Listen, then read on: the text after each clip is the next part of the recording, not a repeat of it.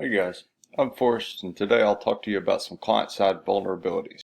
For a brief overview, we'll be going over exploitable services and what makes them exploitable, data sanitization and why it should not be done on the client side, data validation and why it should not be done on the client side, phishing, cross-site scripting, and a few demonstrations near the end. So what makes a service or client exploitable? Well, any networked application is potentially exploitable. It just depends on if the traffic can actually reach the destination or if the program's implementations inside actually have any vulnerabilities or not. The assumptions made about data are bad, however. Take this client-server example here. The client sends data to the server sends a response back to the client. Well, let's say the client sends some malicious data to the server. The server just assumes it's good data and processes it as normal.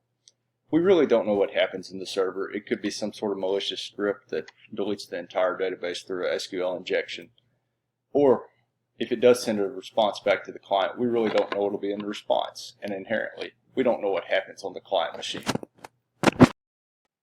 A firewall can filter undesired or unknown traffic, but rules and exceptions can void the protections provided by that. Beyond the firewall, the security relies on the application or operating system implementation provided by the client. Let's look at this example. Under normal circumstances, the client will send a request and pass it through the firewall and goes out to its destination.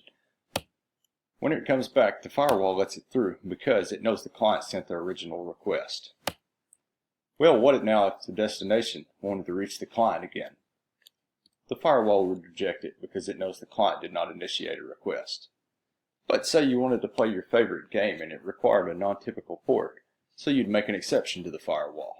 So now, traffic from the destination can flow, and a vulnerability is potentially opened up. Now we come to input sanitization.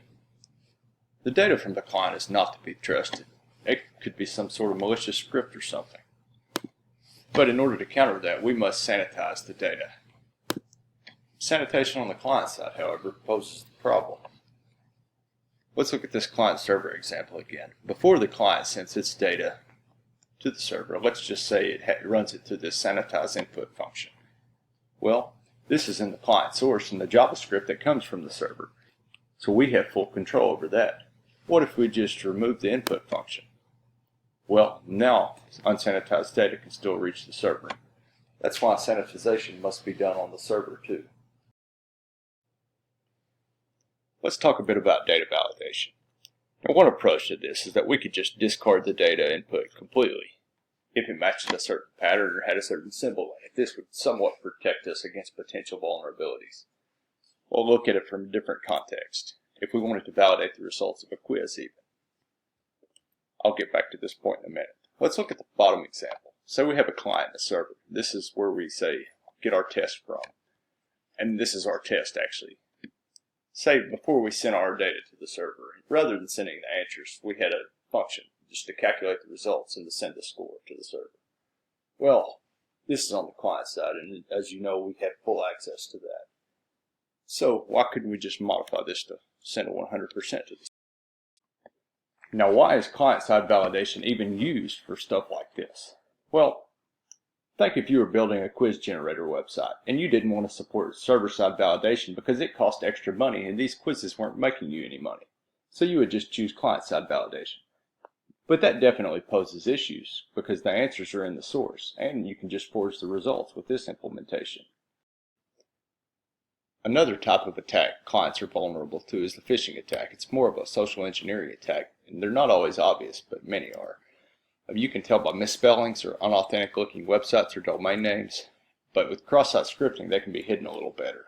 Links distributed via email oftentimes are phishing. Let's look at this example. Say a phishing attempt, a client would just click on a link and a lot of times they would just go directly to the malicious server. There's nothing involved. But with cross-site scripting, a third party may be involved where you actually get the web page from a legitimate server, but a link on that web page sends you to a malicious server. Cross-site scripting is a client-side vulnerability specific to the web platform. It allows arbitrary JavaScript to be executed in the victim's browser through injecting it through somewhere in the website. It allows a violation of the browser's same origin policy, which in turn allows the attacker to actually gain access to the cookies based on that website. This can be also used to vandalize websites such as change the logo or content on the page, and can introduce illegitimate looking malicious content and forms into the page. Now there are actually a couple different kinds of cross-site scripting attacks. There's a persistent cross-site scripting attack, which generally allows the script to persist in a database or persistent storage somewhere on the server. The cool thing about it is it's actually distributed by the server, but the effects are felt by a broad range of users, essentially anybody who accesses that page.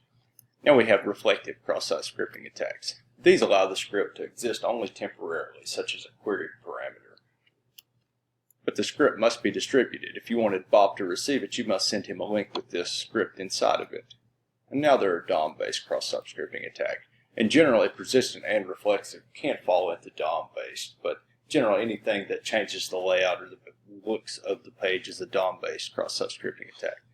And this allows the script to be executed on the client side, and the server is completely blind to this attack. An exploit found in Adobe Reader might load a PDF and actually to make use of this hash symbol right here. That's actually a fragment of a URL. That part is actually not sent to the server, so this attack could be executed without the server even having any knowledge of it. Let's look at a couple different types of these attacks. Take this web server. It's Node, and it has a GET endpoint, which just returns a page with a search box, and it has a search endpoint, which echoes back whatever you send it. If you notice in Chrome, it works as intended, but if you try to execute some sort of script on it,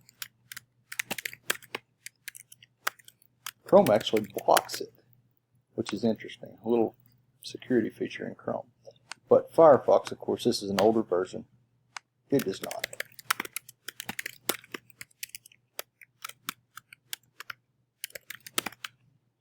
And there you can see the cross-site script. Now let's look at something a little more malicious. How about we steal some cookies?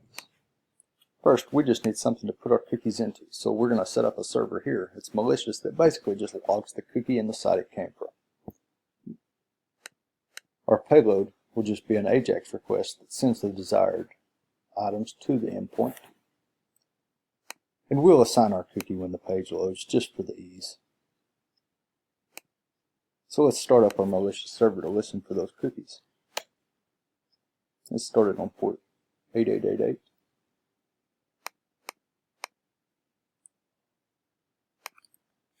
There's our payload. And you notice we're still on the same website at 4444 we were before. We have this odd query parameter, but if we look, we do indeed have our cookie. This is an example of a reflective attack. And actually, if you go back to the server, nothing has actually changed. It doesn't affect anybody other than who you send this link to. How about we look at a persistent server instead?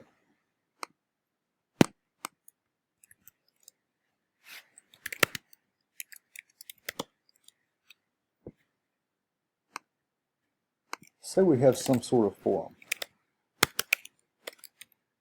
Something like Facebook, a social media. And Bob says, "Hey guys, how do you like my new restaurant?" And we have 2 positive comments. But say we have a guy named Eric. And he doesn't want Bob to make any money. So Eric could post some harmless comment like, "I like the burger," but also include a malicious script with it. So our vandalism attack. And essentially what we do here is get Alice's post and get John's post and change the content to them. Pretty simple.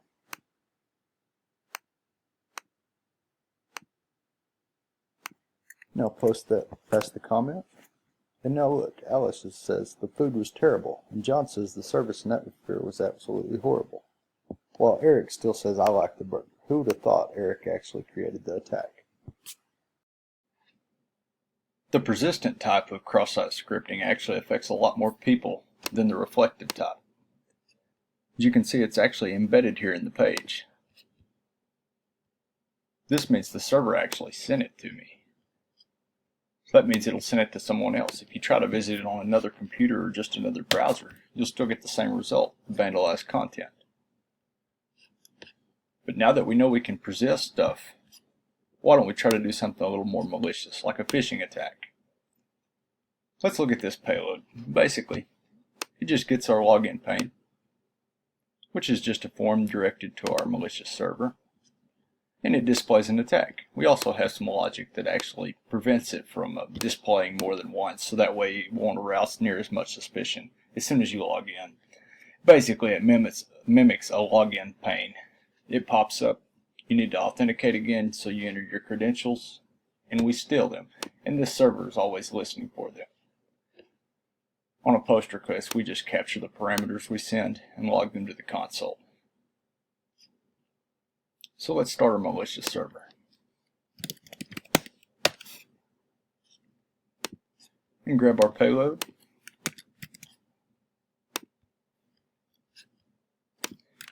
And enter it. Now it looks like we need to log in. The user would enter their credentials and submit it.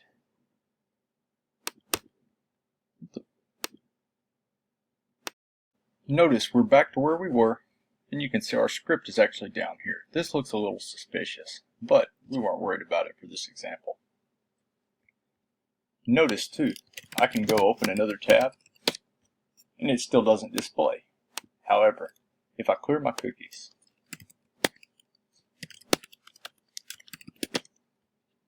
when we refresh, it asks us to log in again. And you can see here, we've captured some credentials from the website, localhost at port 2000.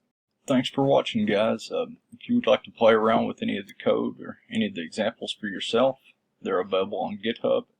My username is FDL15. You should be able to find it from there.